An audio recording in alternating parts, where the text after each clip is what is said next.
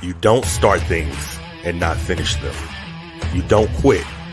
There's nothing that comes out of quitting besides knowing that you didn't finish. We finish everything. You start it, finish it. If you're going to do it to try to be the best. Not to be better than other people, but to be the best for you. You grind hard so you can play hard. The work you put in will pay off. It could be a year, it could be 30 years, but you keep grinding. Welcome to Big Reptile Talk. Welcome to the podcast. I'm super excited. We're doing round two with just a legend in the hobby.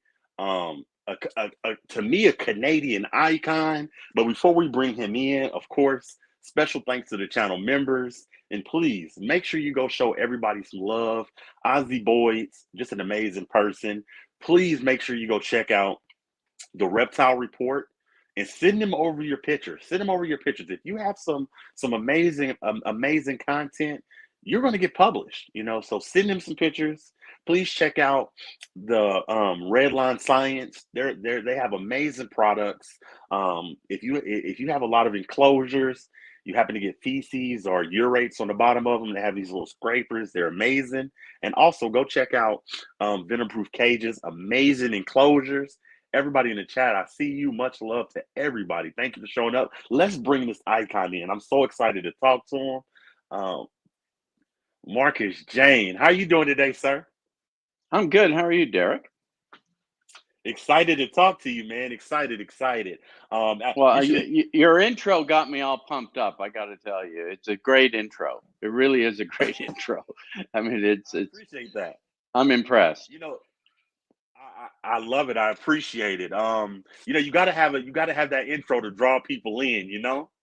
Oh yeah. Well, it's very well produced. Thank you. I appreciate it. I'm excited that you're here. I want to talk about it, man, because you've been crushing it in the hobby. I want to talk about your current season. How do you feel like this year's season went for you? Well, definitely this season was the best season I've ever had, in numbers, but not just in numbers, in the quality of the snakes that I produced. It was pretty mind-boggling, some of this stuff. I mean, when you can go into your hatchling room and you're cleaning hatchlings or feeding hatchlings and your jaw drops many times, you're doing something right. I mean, it's very inspirational. And, as I was saying to somebody the other day, I don't think I've ever been as excited about the future. And, I'm not a spring chicken. It's not like I'm 40 and doing this. But I did start, close to 40. But it's amazing. And it's not just what I produce, it's what other people produced. It was, boy, inspiring to say the least. Right. I love it. Now, what are your plans? Where are you headed for 2022? What are some of your plans? Well, this year, what I plan on doing is, I'm going to be producing a bunch of double hets, triple hets, as far as, triple recessives and things like that I don't currently have. So I think, the future has always been recessives. But this year, every visual recessive female I have is going to be bred to a double het recessive just to produce the pieces. So, as far as producing visual stuff this coming season, that everybody's going to go, oh my God, that's incredible. It's probably not going to be as incredible as it could be if I went the easy route and just bred visual to produce, whatever. But, I think producing triple hets, double hets, is the way I want to go this year, because I have to make a plan. I'm turning 65 in a month and a half. And I don't have, 20 years left in this hobby. I would like to, But realistically, at some point, I've got to absolutely crush it. So I'm looking at a 5-year plan right now of crushing it and staying in for another 5 years and then retiring into my cave. Well, with you talking about the future of ball pythons, man, I can't agree with you more. I actually believe the same thing. I believe double and triple recessives are the wave. Like, get on it right now because I think that's the wave for next year. Well, I saw snakes selling this year for, 25, $30,000. Not my snakes, but I did sell snakes this year for more than I've ever sold snakes for. Okay. And I was around when the spider came out, and I was around, when the pied was just out, and I was around for all those, eras. But I produced some snakes this year that I sold for more money than I ever have in the past. And that's a great sign, right? And when I look at it, I go, okay, I I've got the pieces to make more of these, but I've also got the pieces to improve on what I just already produced, and I see people selling snakes for 25,000 US, $30,000 US, and they're all snakes that are triple recessives, and I'll tell you, I was skeptical whether we would see that day again, but we have. And the most difficult thing to do right now is to buy good snakes. Those snakes, those triple recessive, double recessives that are just going to, give you that wow factor. I mean, look at the pastel desert ghost tri-stripe. In my opinion, that's one of the most beautiful snakes out there. Hell, you can't even buy, the double, recessive gene with the pastel. It's just difficult to do. So you have to make them, and it takes some time. But also you look at Morph Market. A huge fan of Morph Market. I was very late to the party, but I joined. I opened my store November 1st, and it went crazy. Um, and Morph Market has stabilized the industry in the fact that when I was first in this, you didn't know where to go to find out what snakes were worth. It was impossible. There wasn't one site you could go to and say, okay, what is this double gene snake selling for? Now with Morph Market, you can do that, and you can decide, okay, do I want to sell it for the same price, or I think this is better, I'm going to sell it for more. And then all of a sudden you see other people going, oh well, yeah, I'm going to sell mine for more. And I'm not talking about leaps and bounds more, but it really has uh, solidified the industry and gave it a great playing field to play from, that we have knowledge on value. Right, right, right. I agree with you, man. Morph Market has definitely just took selling snakes to the next level, and not just that. You could do so much on there. Not just check sell snakes. You could check ID, check Morse, check everything. That Morph Market is incredible. Now, I definitely want to talk about you. You've been in this Hmm. hobby for you've been in this hobby for 20 plus years. So I need Yeah. to ask you, at what point in your career did you know you had something? At what point where you're like, okay, I'm on to something? That's a really good question.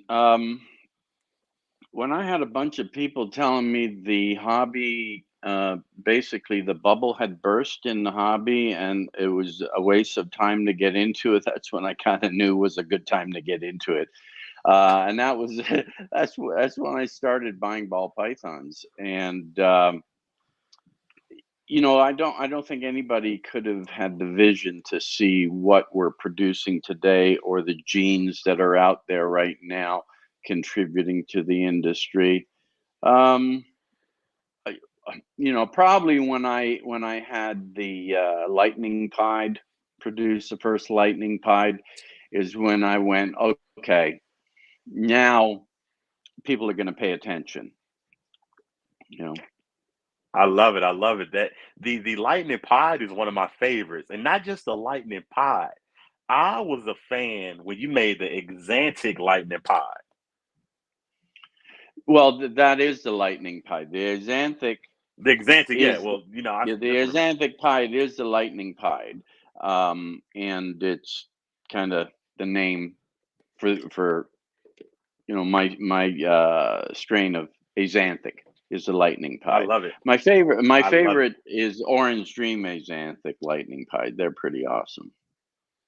Man, that's a combo right there for you, man. Now, I want you to Hmm. talk about, being in this hobby for 20 plus years.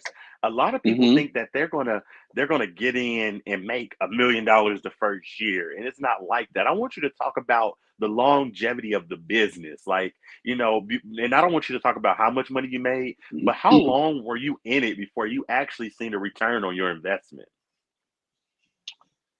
Not very long, because I invested well, and I invested in a few. The first snake I really tried to invest in was a pastel. Back then, it was called a pastel jungle, and it had just been produced a few years prior, but I really liked it. Bought a male, ended up producing a bunch of pastels, and sold most of them. Made a lot of money. It really didn't take me that long to start making money in this hobby. Um, but there weren't that many people in it, especially in Canada. We were on the basement, the ground floor, so uh, a lot of people made a lot of money back then, and there's a lot of people making money today. I think there's more people making serious money today than they were back then, but they're doing it in a much more professional fashion, you Right, know? Yeah. right, right, right. Now, I hate to interrupt you. That those pastel jungles, I've done my research. Did you get them from Ralph Davis? Oh, no. No, I got it from the original producer, which was Greg Graziani, and he was in Oh, Florida. And I actually got a breeder male that was from the original clutch, the very first clutch of pastel jungles. It was a male that he had held back for breeding, and then he held another one back, sold me this male. And he also sold me a bunch of adult females. And I think, I don't know how many pastel jungles I produced that year, but a lot. And nice. sold every female for 2,500 and every male for 1,500. So it I was love good. it. I Hmm. love it. Hmm. Now, with you being, out there in Canada, I want you to talk about Hmm. some of the differences. What are some of the differences in the breeding game? How is Canada versus US? Do you feel like y'all are a little behind? Y'all feel like we are this kind of the same neck and neck, or do you feel like Canada's a little more ahead? Well, I definitely don't think Canada is ahead, but we do have some breeders up here that are doing, exceptional work with ball pythons. But the United States really was the country that founded this industry. I mean, you look at the people like Brian Barczyk and Kevin McCurley, Ralph Davis, Pete Call, the Barkers, Mark and Kim Bell. They were all the snake keeper. So many of them, they were, the founding. I don't want to say fathers because there was women involved as well. So founding people of this industry. And but one thing Canadians do is we try hard because we've always kind of been, you know, the s- the sidekick to the United States. So we have a tendency to try a little harder, and I'm very happy with where we're at, up here Nice. as an industry. I love it. I love it. Now, with you being, having so much, knowledge and being in the game so long, I want to know where you at when you are doing your breeding. Are you palpating, or are you more of like the ultrasound? Are you new school or are you Uh, old school?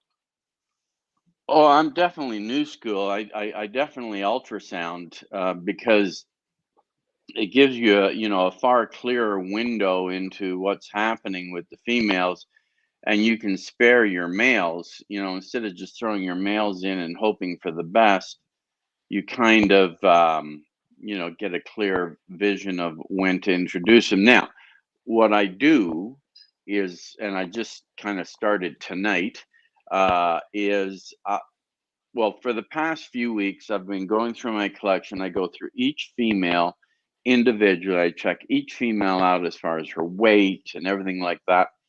Um, and I figure out who I'm going to pair her to. So I apply a sticker to her ID card saying, okay, this is the male you're going to be bred to this year.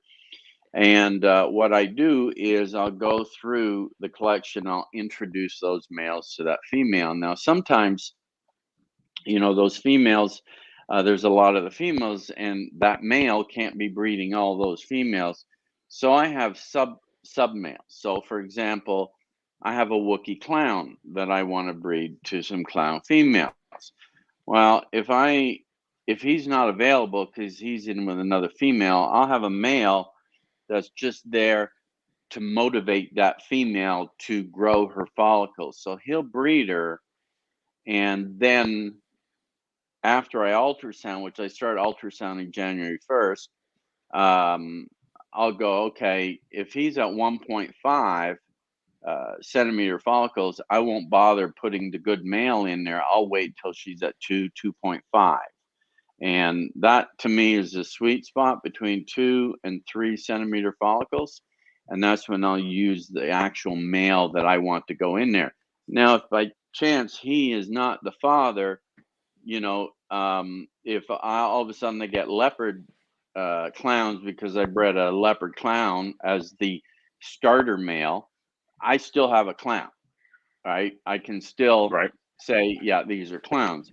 But most of the time, 90% of the time, when you put that male in during that sweet spot, that's the male that fathers the clutch. Right, right, right. Hmm. I love that. I love that. Now, the basis of my podcast, I like people to be able to come here, get a little knowledge, and have a little fun. So I got to throw a hot Hmm. seat question in there. This is a hot seat Okay. question. All I right. look at all you big breeders, all you legendary breeders. I look at y'all as stores. Ozzy Boy said it best. He likes to tell people, "I'm a designer ball python maker. I'm a Hmm. designer." So I look Yeah. at Justin Gabelka as being, the Louis Vuitton of ball pythons. I look at Ozzy as being the Gucci of ball pythons. So when I Hmm. come and if I shot at with Markus, Jayne, Reptiles, if I shot with Hmm. you, give me a store. Where am I shopping at? What store, designer store, would best represent your brand? Oh, designer store. Uh, well, are we Any talking store. fast? Are we talking fast? I say the Apple store. It's because you can depend that every product's going to be first rate. Hopefully, I'm not offending those people that don't use Apple. I do. I like Steve Jobs. I mean, I am a huge fan of what Steve Jobs did, and it was all as a result of vision. He couldn't build a computer if his life depended on it, but he had the vision. He was the guy that said, this little rocket ship here, can you turn that blue? And the guy says, no, we can't turn it blue. There, this one's a black one, this one's a white one. And he said, no, I need it to be blue. And he said, no, I can't make it blue. He says, yeah, you can. And a week later, the rocket ship was blue. And it just went from there, right? So it's believing and having that vision. I mean, a lot of what we do is about vision. It's being able to see what's going to happen down the road when we cross these different genes. I mean, there's a lot of genes I'm working with right now that I can hardly wait to see what they do, in the different combinations. And we haven't seen it yet. We just haven't seen it. Right. I love it. I love it, man. I'm a huge fan of Apple. I got the iPhone 13, so that's an amazing answer. I love that you Hmm. compared yourself to the Apple Store. I love it, man. That's right there is why I'm a fan. Now let's kind of get back to the knowledge. Mm-hmm. You've been doing this for so long. So I want you to give us some advice. And when I say that, Mm-hmm. I want you to give us what are some of the reasons that you feel, because there's new breeders popping up every day and then they're gone. So I want you to kind of Mm-hmm. touch base on, give us some reasons. Why do you think what are some of the reasons new breeders don't make it?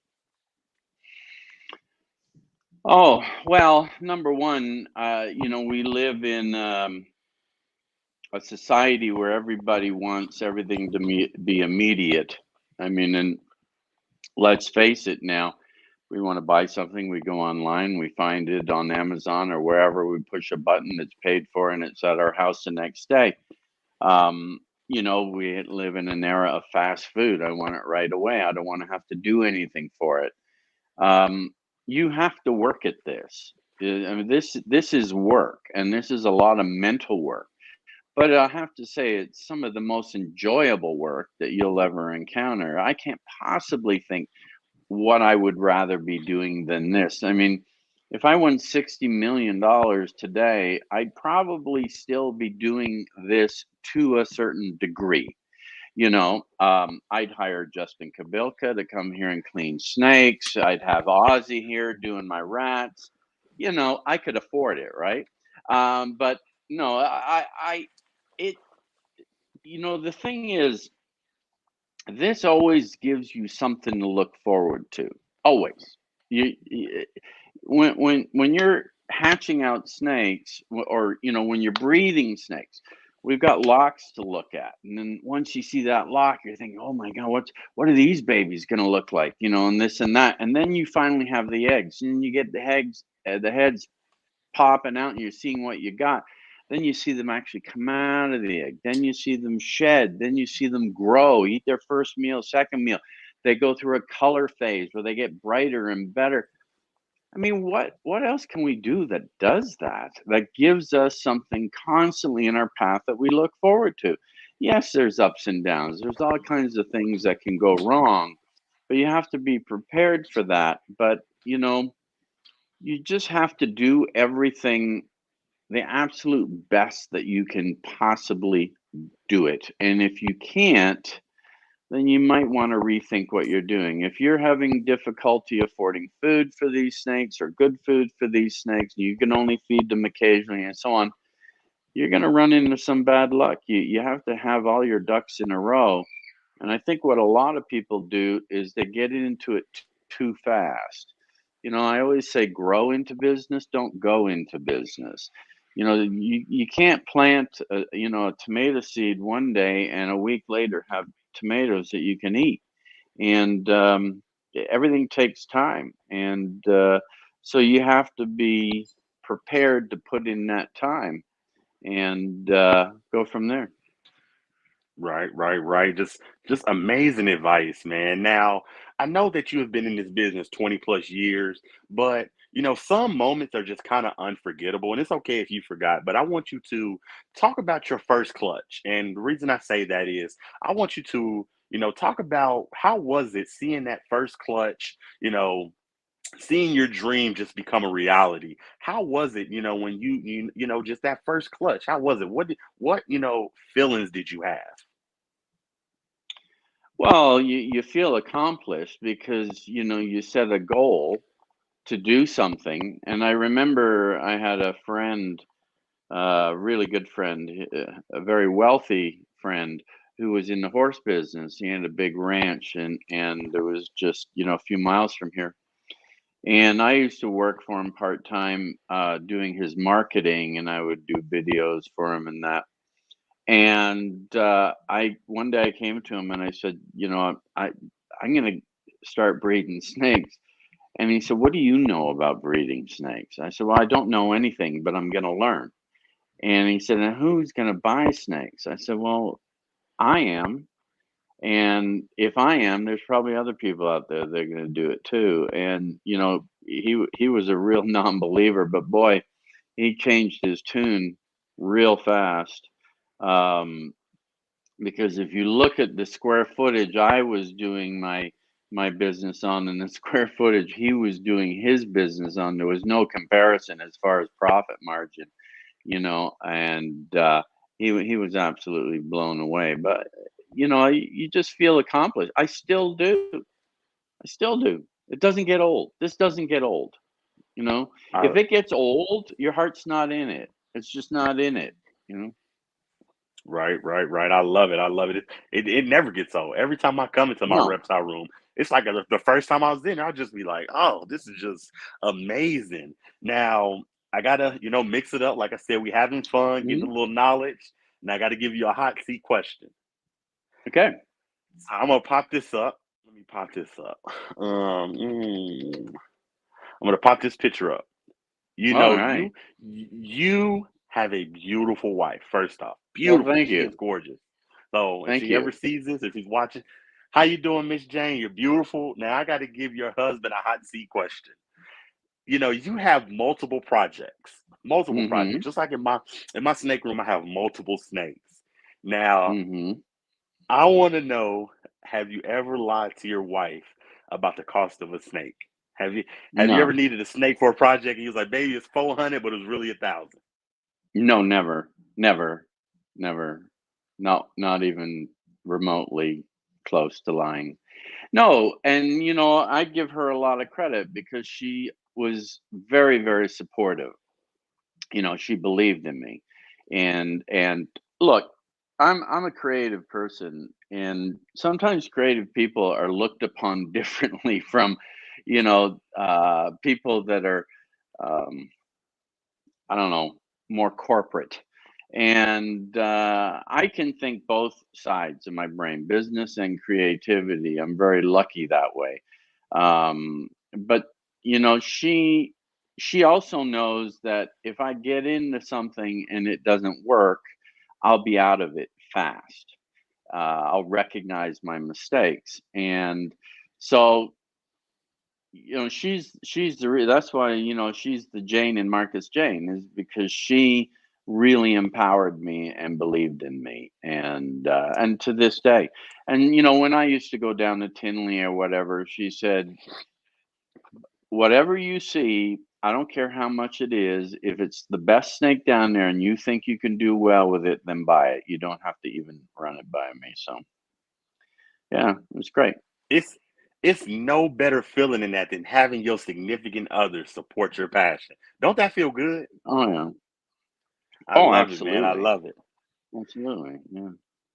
We having fun, we're getting knowledge. So I want you to talk about seasons. And when I say that, I want new breeders to be able to come here and follow in your Hmm. footsteps. So let's talk about the season. When do you feel is good to start your season? And when do you feel like it's good to end your season? Give us like a round time, like dates. Well, it's interesting you say that because I do like a start and an end to the season. And whereas a lot of people uh, breed all year, their males are breeding all year, and they have found, a way to do that, and that's great for them. But I like to have a seasonal breeding period. I generally will start breeding maybe the middle of November. Um, I used to breed earlier, but I found that the weather outside and what happens outside really dictates what the females are going to do. I think that they know what the seasons are. So, I hear a lot of complaints up here. People are saying, the males aren't breeding. What should I be doing? And I said, well, wait, because it's been a very warm uh, fall. I mean, yesterday it was 16 Celsius, which is ridiculously warm. It should be, freezing. Um, so, I usually start around then, and then I breed into maybe April, May, and then I stop breeding, and whatever happens, happens. If I see a female that I go, she's laying funny, or she's got a glow happening there, and she hasn't been bred in a while, I'll ultrasound her, and if she's all of a sudden grown her follicles, I'll throw a male in with her. But I like hatching. I like eggs being laid from February on through. to maybe July, August, and then the last ones hatch out. Most of my snakes hatch out July, August, which is a nice time. But in the wild, it's a very narrow window of production, of breeding and eggs being laid. We're the ones that have stretched it out. But I like a nice compact season. But what I do now is so if you have a female that lays in September, right? There's no point breeding her in November after she just finished laying. So I put a number decal on all my females' ID cards. So, for example, it goes by the quarters. So she lays January, February, March. There's a 1 that goes on there. It's a colored dot with a 1 on it. I print them off. I don't write it in. And then if she lays from April, May, June, a 2 goes on there, and so on, a 3, and then a 4. Well, the 4s I don't even bother breeding because it's going to be too late. I'll give them a year off. The 3s, I'm not even sure if I'll breed, but the 1s and 2s, I know when to breed. So I'm going to start breeding all the females that didn't go last year and all the 1s first. Then I Right. move on to the 2s. You see? Right. Right. And Right. then That makes sense. and that way, yeah, yeah. So plan it that way. I love it. I love it, man. I love this knowledge. Now, you have been breeding for, quite a while. And you've been successful at it. But I want you to talk about, because, I don't want new breeders to come into the hobby and think that it's just throw a snake in, you know, have eggs and that's the end of it. And I say that because, problems can arise. You can have a Mhm. egg-bound female, you can have reabsorption, and I say that to say I Mhm. want you to talk about some of the problems you had that you have come across, and how did you conquer them? Like I said, you could have egg-bound females, reabsorption, males that just don't want to mate. What are some of the problems that you have seen when it comes to breeding, and how did you conquer those? Well, reabsorption doesn't happen very often, especially when you get past a 2 centimeter follicle um, size. However, what will happen is a female will stall. So she'll grow to 2 centimeters, and then you'll ultrasound her a month later, and she's still sitting at 2. Why is she not, moving from the 2? Because usually, you ultrasound, and if they're at 1.5, next time they're at 2, next time they're at 2.5, and so on. So what I do then is I move that if the female has stalled and she's not progressing, I move her to a colder part of the rack. So if it's a wall, if a rack's against a wall, an outside wall, it's always going to be a little cooler by that outside wall in the corner. I'll move her in there, and that will stimulate those follicles to grow. And you don't have to put her in there for long, maybe a couple weeks, and all of a sudden it'll kickstart them again. Um, Absorption, yeah.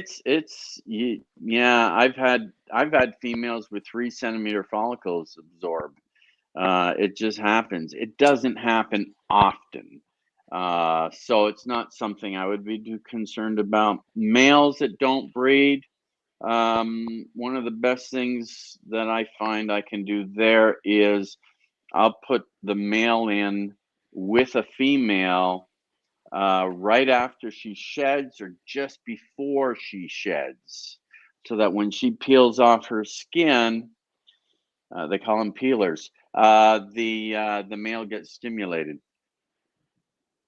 Think Oh, about that's it. good. That's a good tip. That's a good tip. Yeah. Hmm. I, Yeah, because she's got those pheromones that, I mean, she's fresh, and it works. It works. Some males will only breed females when they're sitting at 2.5 centimeter follicles. They won't waste their time, because the female is growing, and they're like, why should I waste my energy if I'll wait till she's ready and then I'll do it. I mean, in the wild, I believe males are there to stimulate the females to grow their follicles, but their timing is precise in the wild. We're the ones that are, trying to figure this out. Right, right, right. I love it, man. Mhm. Just that you're giving us just amazing tips. Now, like I said, I want new breeders to just come and be able to get knowledge and have fun. Now, can you talk about hatchlings? And I want you Mhm. to, instruct people. When before you ship anything out, what do you feel is the appropriate amount of sheds and the appropriate amount of times your hatchlings should eat before you ship them out? Oh, I would say a minimum half a dozen times. I like to get them to eat half a dozen times on schedule before I ship them out. Again, it's not a race, and I'll have people say, "Hey, I want this as soon as possible," but I'll try and talk them out of it. I want them to get a very well established baby. Um, right now, I've got a lot of snakes on hold on Morph Market. They have been sold, but I don't mark them sold until the actual animal is in the hands of the buyer. And the reason is shipping to the US, we're not shipping until April now. So, all these babies are here getting fed and whatever, and I'm delighted, to be looking after them until they get them, because when they get them, they're going to go, okay, that was great, so. I love it. I love it. Now, while we're on the subject of hatchlings, Mhm. teach us. I want you to teach me, holdbacks. Let's talk about holdbacks. When you just had that fresh clutch, it just they pipped, they're out of the eggs. How do you decide, your holdbacks? What's a good amount of holdbacks that you like to hold back from each clutch? And how do you select them? Do you like to take one male and a female from each clutch? What's a good process of selecting holdbacks? Well, I think again it comes in, planning the future. You cannot plan a year ahead. You have to look 5 years ahead. Okay, because some of these females won't actually lay a clutch until they're 5 years old. Meaning, if you breed them when they're 4, you can usually breed them when they're 3 years old and you'll be successful getting a clutch, but it's not a guarantee. That's the thing. The most dangerous thing you can do is pull out your calculator and say, all right, I've got 50 females. I'm going to breed those females, 50 females times an average of 6 eggs. Well, let's just say 8 eggs because, you know, I'm lucky, blah, blah, blah. You're going to run into trouble. Okay, because it never goes according to plan. Sometimes it goes better, sometimes it goes worse.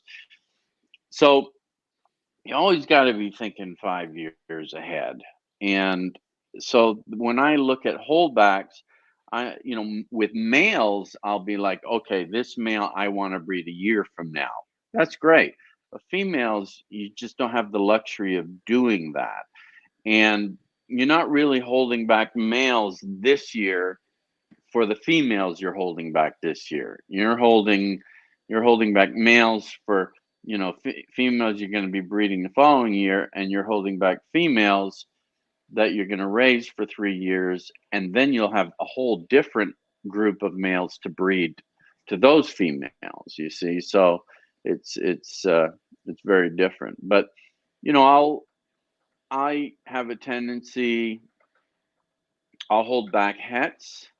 Uh, I will hold back visuals, but visuals sell, and hets are harder to sell. But sometimes you can do really well with hats. So, if you've got hat clowns that have 4 other genes in there, you can do quite good with those, as opposed to having a visual with 4 genes. They're not as easy to produce. So, yeah.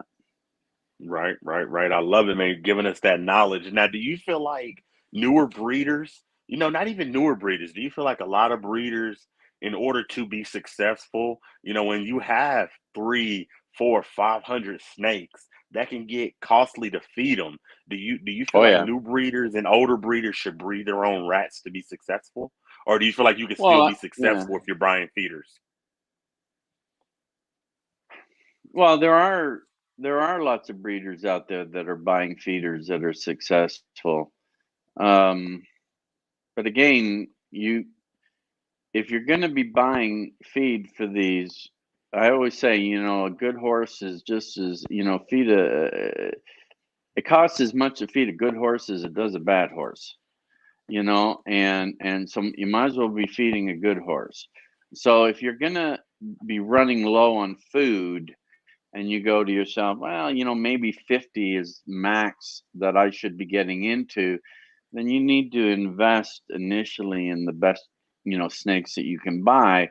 So you're, putting money into great quality as opposed to snakes that are, iffy as far as the value of, a clutch that it's going to produce. I mean, there's, females out there this year that produced clutches worth over, 50, $60,000 easy. Mm. That's what you need. You need those females, and they eat the same amount as a female, as a normal female. They eat the same amount as a het pied female. You know what I'm saying? So try and always improve. And sometimes the only way you can improve if your budget is tight is to produce those females yourself and hold them back. Absolutely Yeah. right. Absolutely right. I love it, man. Now, I want to have a little fun. I got to give you a hot seat question.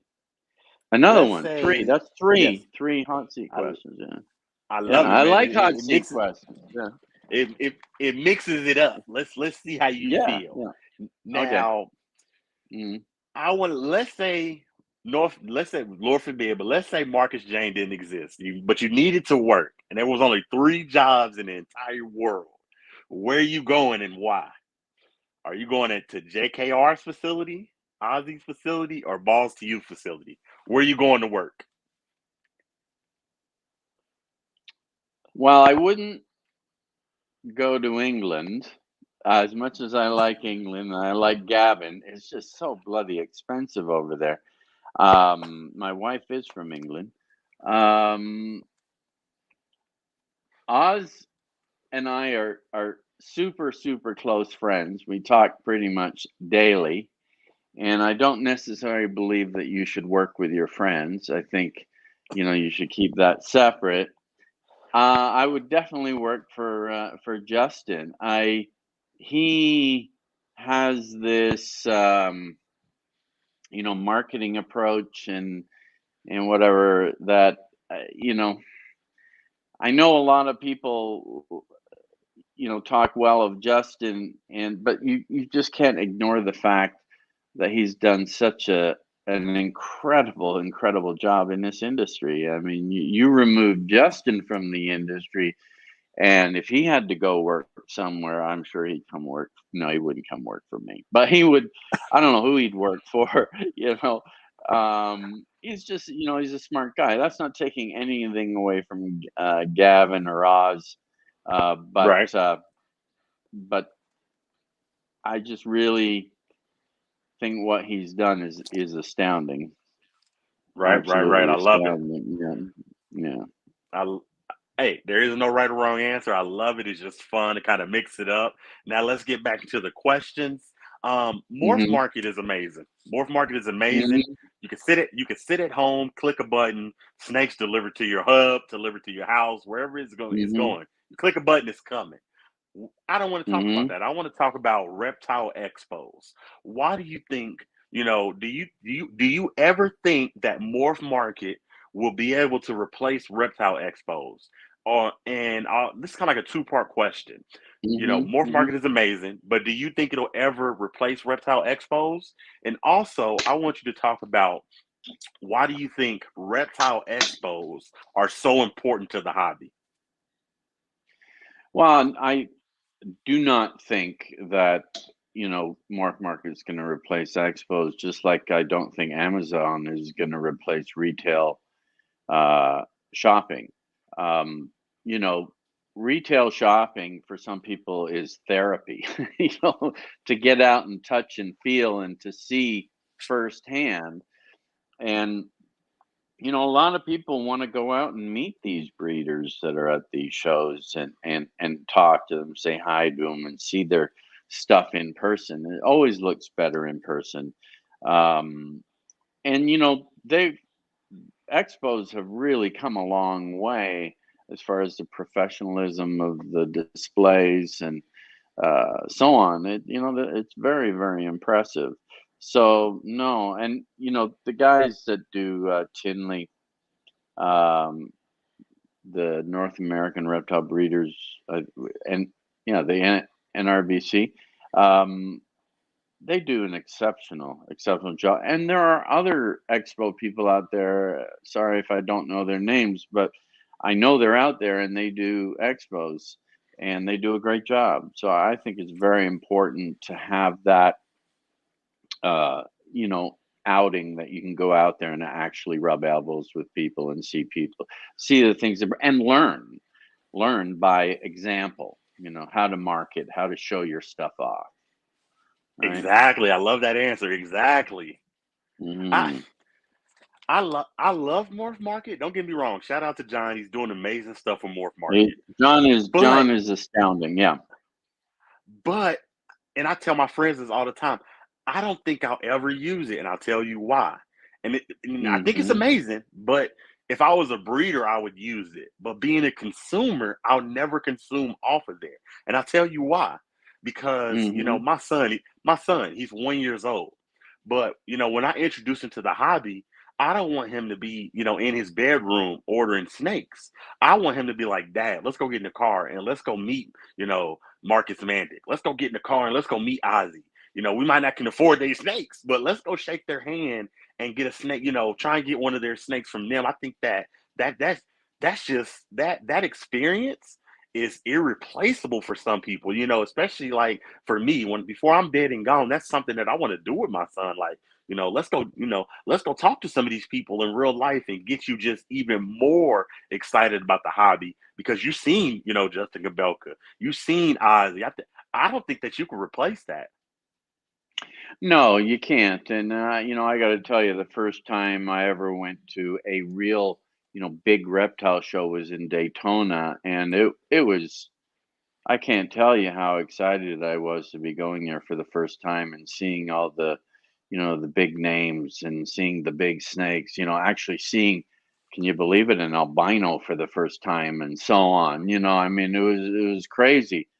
But you know, I think by not shopping on Morph Market, you're going to miss a lot of opportunities because a lot of the snakes don't make it to the shows. They Right? they That makes make it sense to too. Morph Market and they're gone. And this is a game of opportunity. This is a game of seeing something and going, I can make this work in my program. I think I'm going to wait 2 months and go to the show and buy it. You're not Get it going to go now. to That the makes show and sense. buy it. You got to get it now because, I can tell you many stories of people that have, sat on the fence looking at a snake and I'll go, you going to buy that snake? And they're like, oh, God, I don't know. I'm thinking about it. I'm going to go for a walk and think about it. And they walk away and I go, I'll take it. And it's like, not that that was a friend that walked away, but sometimes you have to react and you have Because to it's grab a there. That hold that of makes something sense. and Because there's it's not many there of and you can them. get it. Yeah, yeah. That makes sense. And there have been a lot of times where Levant's, I took him around Tinley when he was first getting into it, and I was like, "You, this snake here, this is what you need to buy right now." And he said, "Yeah, you think so?" I said, "Yeah, absolutely." And he'd pull out the money, okay, and he'd buy. And we just kept on going, buying snakes. And he will tell you today that those were some of the best purchases he ever made for his foundation. You know, Right. getting started. Now, Yeah, you now I'm you, you not gonna can't lie. There sleep is a on couple. this stuff. Now I'm not gonna lie. There is a couple people that I want to buy some stuff off of their morph market. I'm not gonna lie. So I should have worded that a Mhm. little differently. But the way you said it, that makes total sense. You know what I'm saying? When you Oh, see someone absolutely. on morph market, you got to get it before it's gone. Oh, well, I can tell you that the two most expensive snakes that I posted on Morph Market sold immediately. I mean, they sold that morning, and I could have Right. sold them 10 times over again. And it's because they're that rare and they're that powerful for future opportunity in breeding. You don't sleep on this stuff. You gotta move on it. If you're in the market, you gotta move on it. I love it. I love it, man. Now, I'm going to show a picture, because I don't know if a lot of Mm-hmm. people in the hobby know this, but Mm-hmm. man, Mr. Mandic don't be playing in that kitchen. I'm going to show a couple pictures, man. He be throwing down. Like, look at this. So, in case anybody doesn't know, Marcus Mandic runs the IG Snakes and Snacks, and he shows a lot of the stuff that he cooks. And I mean, this stuff actually looks incredible. Like, look at this. Like, how long have you been in the that to me that looks like a professional chef. How long have you been in the cooking game? Since I was about 5, I guess. I've always cooked. My father always cooked, and as soon as I could reach the stove and a frying pan, I was started with scrambling eggs and making omelets and so on and so on. But food is I love food, but I love cooking food more. I think it's and it's all relative also to snake breeding, because it's like taking the different layers of ingredients and putting them on. I always tell people, don't think that just because a gene is inexpensive that it's not valuable in a project. Like, look at what Justin has done with the special gene in clowns, for example. The spot nose gene. I mean, you can still buy a spot nose, for a couple $100 if you wanted to.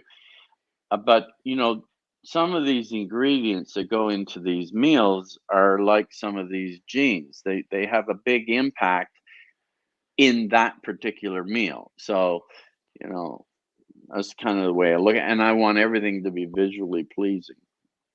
You should be I able to love look at it. I your love it. food and just absolutely love it before you eat it. Yeah. Yeah. But I I love it, I man. I I like to learn from different chefs. I've signed up for masterclass, and I'm learning from Massimo Bottura and Thomas Keller are two of my favorite chefs.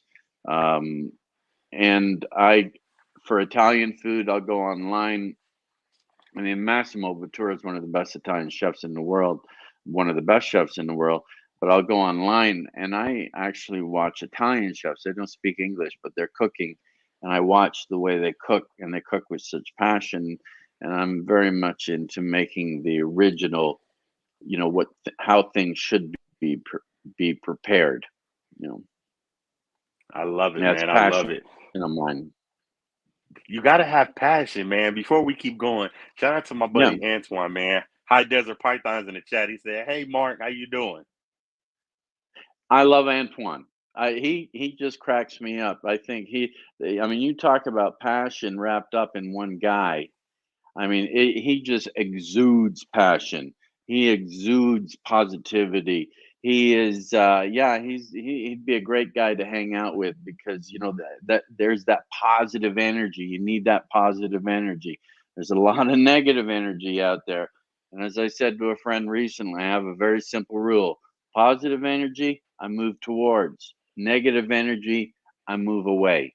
But Antoine, the nice thing about Antoine, he's doing such a great job, and I don't have to look to see what he's doing. He just pops up. I mean, it's always there, and he's a very positive guy. I hope to meet him one day. Right, right, right. I hope he still hears. I hope he heard that because, like I said, you're a legend. So I hope he heard that. Now, I want to talk because, like I said, you've been in this game for so long. I want you to tell me something that you know right now that you wish you knew back then when you first started. Hmm. Gee, I don't know. If there really is anything that I wish I knew right. Well, I wish I knew that Steve Jobs was going to go back to Apple Computers. I would have bought stock. Um, I, I, y- yeah, I mean, I would like to take credit for being smart in this industry, but there's a lot of people smarter than me, and I see some of the things that they've done, and I think that there would have maybe been some genes that I would have invested in that I didn't, you know, until later. But you know, it's all a money game. You know, you can make money, but you have to constantly be reinvesting in your future. So um, I'm not disappointed in anything that I've done. I'm really happy with the journey that I've been on. It'll be, you know, coming up to 22 years now, because I've learned so much. You know, I've learned so much, and I always say to people, you know, you have a choice. If you see that mountain peak, you can rent a helicopter and fly to the top and take your selfie and say, "Look at me, I'm at the top of this mountain." But you miss the best part by not, you know, in the hike up and experiencing, you know, all the things that go with it. It's not all easy, but man, you learn, Right, you right, know. right. Mm. I love it, man. Now I want to show some of your snakes, and I'm gonna do it on my end. I Okay. want to say this. You know, you've organically grown your Instagram. You say that all the time. This isn't Hmm. ball. This isn't that. It's grown organically. You have 26,000 plus people that want to see what you're doing, and it's not for no Hmm. reason. You are producing just some heat over there, and I want to show some of these, and I want you to kind of talk about them. Give me one second. Let me pull it up. I want you to talk about the. Give me one second. I'm logging in to pull them up. This is my phone's going kind of slow. Give me one second. This is the first one. This Oh is yeah. gorgeous. Talk about this snake. Tell me what's all in this snake right now.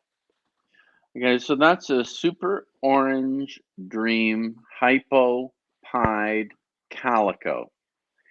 And I lucked out because I was after super orange dream hypo pied. I thought they were beautiful, but I had a calico female that was orange dream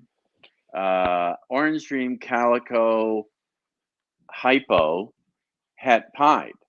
And so I bred her to another super orange dream hypopide and popped these out. And I had no idea that calico would have this amount of impact on this project, but it certainly did. And yeah, that snake is my crowning achievement of 2021, definitely. Yeah, and it's Just gonna get better. I've got some other genes that are gonna be plugged into that are gonna absolutely blow your mind. right, right, Mm. right. Now this is because I'm a big Exantic fan. This is the Okay. snake that you're known for. Talk about this snake. This is what we know you for. Just talk about this snake right now. Tell people about this snake. Okay, so that is a lightning pied, which is a MJ Xanthic piebald orange dream fire. And yeah, absolute dazzler. This snake, I'm not sure if that snake is in the US or the Philippines. Uh, Two of them went to those locations that were of this makeup. But absolutely fantastic snake. You know, it's interesting because I'm known for my orange. I like, you know, if you've been to my Morph Market store, you'll notice that a lot of my snakes pop a lot of orange in there. And I, you know, sometimes use the slogan, orange, you stop, you drop, orange, you glad you stopped by. But this is just, yeah, blows my mind every time I see this kind of stuff. This snake is just mind blowing. Now I'm gonna pop up a picture, and I want you Hmm. to tell me how excited were when you seen that you had a freaking pumpkin on your snake. Well, yeah, that was pretty exciting. You know, the pumpkin head or the emoji faces on pieds have really opened up the door uh, to people not even knowing these snakes exist. I mean, I don't know if you saw, Justin was featured on CNN this year with some of the most watched videos and stuff like that. So, all that stuff can't hurt. And, when you have people saying, oh, I'm afraid of snakes, I'm afraid of snakes, how can you be afraid of that? It was interesting because I had a lot of people email me that aren't into snakes, and they said, is that real? I mean, seriously, is that real? You did that somehow. And I said, no, it's real. It's real. So, yeah, it was kind of cool. It was very cool. Now, I know you talked about this in our last interview, but I don't care. It's my favorite, so I'm showing it again. Now, this I like the I like Okay. the I like this one. Don't get me wrong, I love this snake, but I'm showing a Yeah. different snake, and I'm gonna show you Okay. why. I'm a Okay. huge Game of Thrones fan. I love Game of Thrones. Yeah. Yeah. I don't know if you have the Yeah. snake anymore. I think you said you sold it, but this snake is incredible. Yeah. The White Walker. Yeah. I did The sell it. White Walker. Yeah, it's in the States. And you know what's interesting? Um, if you look at the snake in the middle of the body, you'll see the word die. You see it along the top, I kind of do. That is insane. I kind of right? And do. that was, yeah, kind of spooky, huh? And not that I'm into death, but it is, somebody pointed that out to me. There's the D in the I and the E, the capital E. It's kind I of do see it. interesting. Yeah, yeah. But I don't know if it's going to prove to be genetic. I tried to prove it genetic and I had no success. But the guy that bought it from me, he has a female identical to the White Walker. So maybe he'll have some luck. I'm not holding out a lot of hope, but I wish him all the best. I cry. I'm not even gonna lie. I cry every day that I don't have that snake. I cry every day because that snake is Uh, insane. oh, it Now, was I it was want you beautiful snake. right now. I want you to give us a little more knowledge, man. Shout out to Kurtwood, man, my buddy. Congrats on getting monetized, man. Congrats. Good work, brother. Talk about, tell me what is your take on incubation? And a lot of people, they make these YouTube videos and they say, oh, you can just get a this and you can make one, which is fine if that's the way you want to go. But I want you to give me your take on it. Do you feel like do you use a incubator that you made, or do you prefer to use a store-bought incubator? What do you think is the best? Well, I made my incubator, but I have a room. And it's not a big room. It's about probably 7 feet by 4 feet by, I don't know, 7.5 feet high, 7 feet high. It's not very big, and it just has wire shelves. And I have a thermostat on the outside with the heat probe going on the inside, and I have a small 700 watt radiator. I don't use the 1500 watt radiator because um, even if something goes wrong with the seven, it won't overheat the room. And it doesn't use as much energy. It's a very efficient room, whereas I insulated it very well. As a matter of fact, when I first built it, we had a power failure for 2 days, and I had eggs in the incubator. I managed to maintain the temperature of the incubation with one candle in that room. So it was just the heat from the flame of one candle that kept that room heated. Yeah, That is so insane. I like that because I like to walk in to my incubator and see what's going on. Close the door behind me. Now, not everybody has that luxury, but I mean, it's nothing fancy. It's in my basement. It's very small. But I like to go in there and I like to see, this if the snakes are pipping, or I can move them from their incubation box into onto substrate, which is what I do just prior to them pipping, and see what happens. But I don't. I notice a lot of people separate their eggs and so on. I don't do that if I don't have to. If they're all in one clump and they fit in the box, that's fine. I don't seal the box. I don't put cellophane over the box or anything like that. I just pop the lid on and make sure there's enough moisture in there, um, below the light grate that it's fine. So, Right, right, right. Well, I've only got a few more questions because you gave us an amazing hmm hour, but I do have a few more questions I want to ask you before you leave, because I think hmm that they're important for new breeders to know. So this is kind of like a two-part question. You know, snakes to me are like are like stocks. One day the yes. price could be this, the next year the price could be this.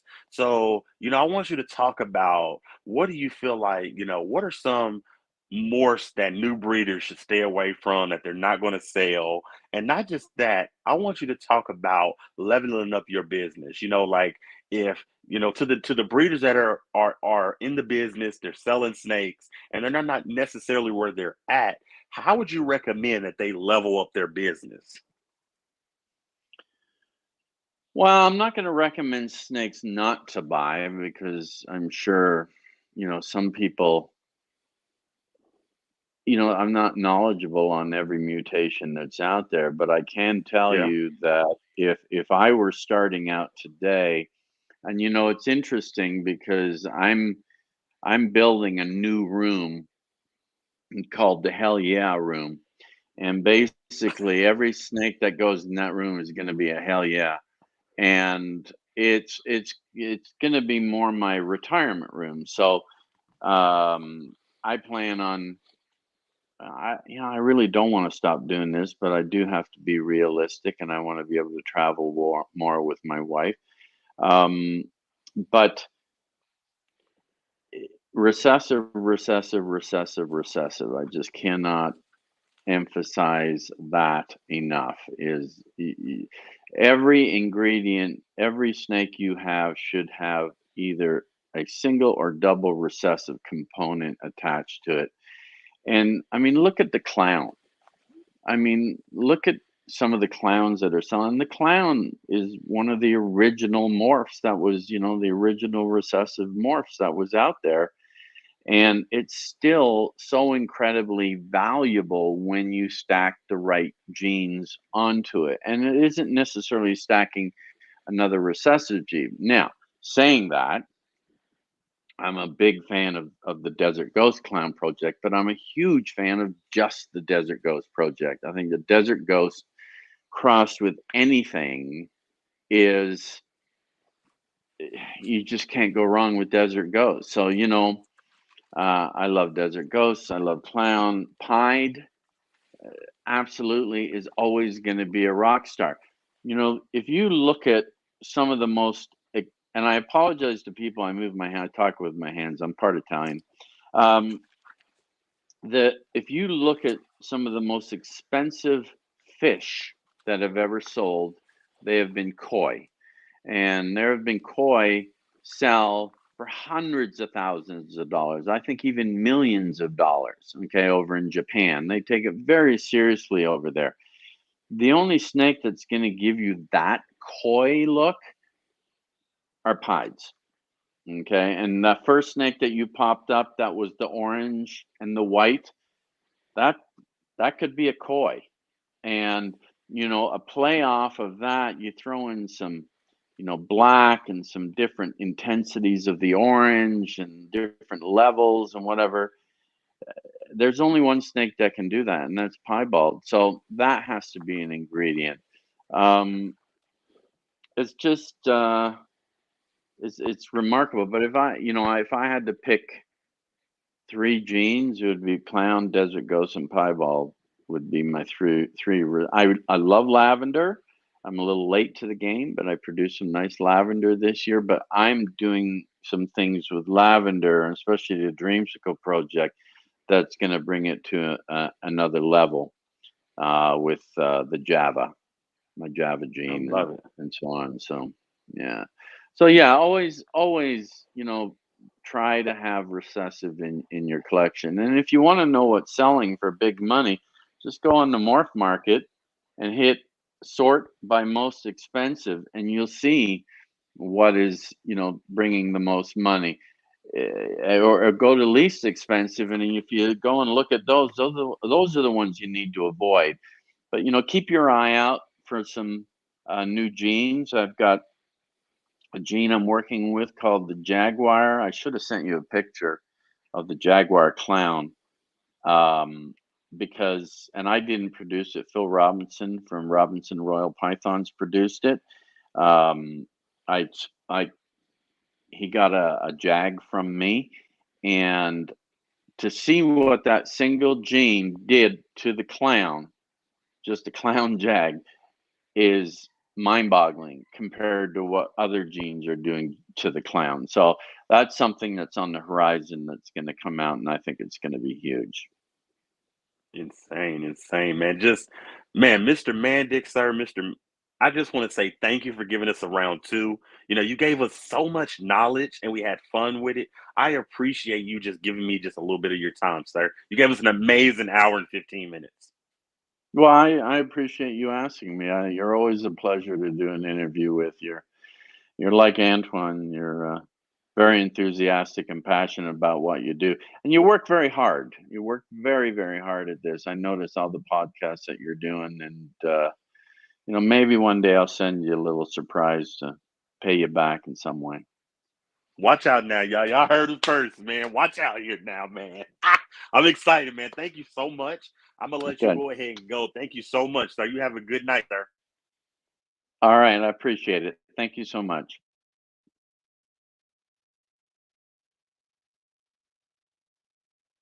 Damn it.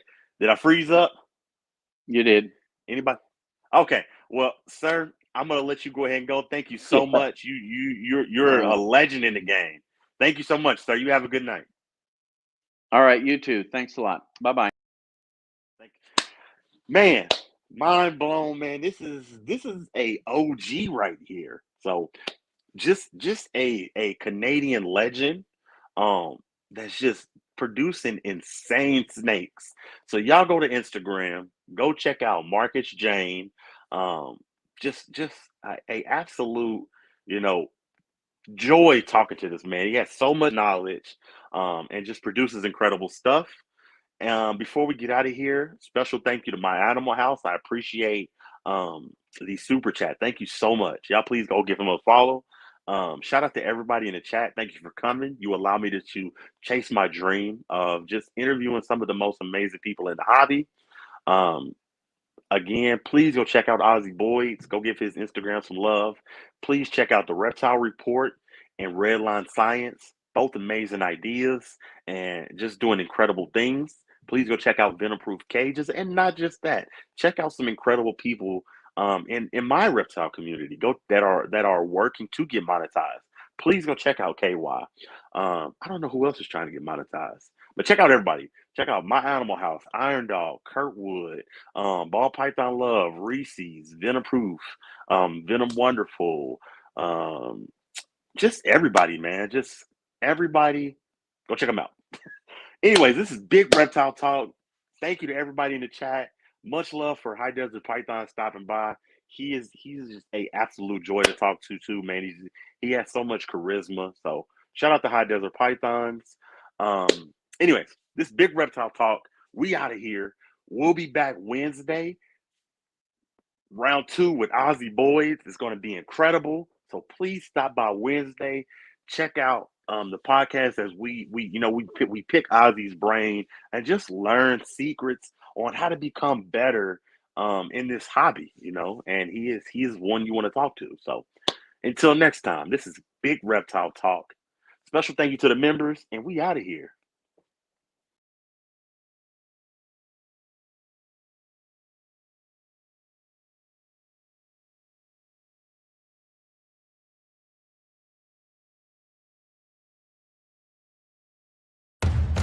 You don't start things and not finish them. You don't quit. There's nothing that comes out of quitting besides knowing that you didn't finish. We finish everything. You start it, finish it. If you're going to do it to try to be the best. Not to be better than other people, but to be the best for you. You grind hard so you can play hard. The work you put in will pay off. It could be a year, it could be 30 years, but you keep grinding. Welcome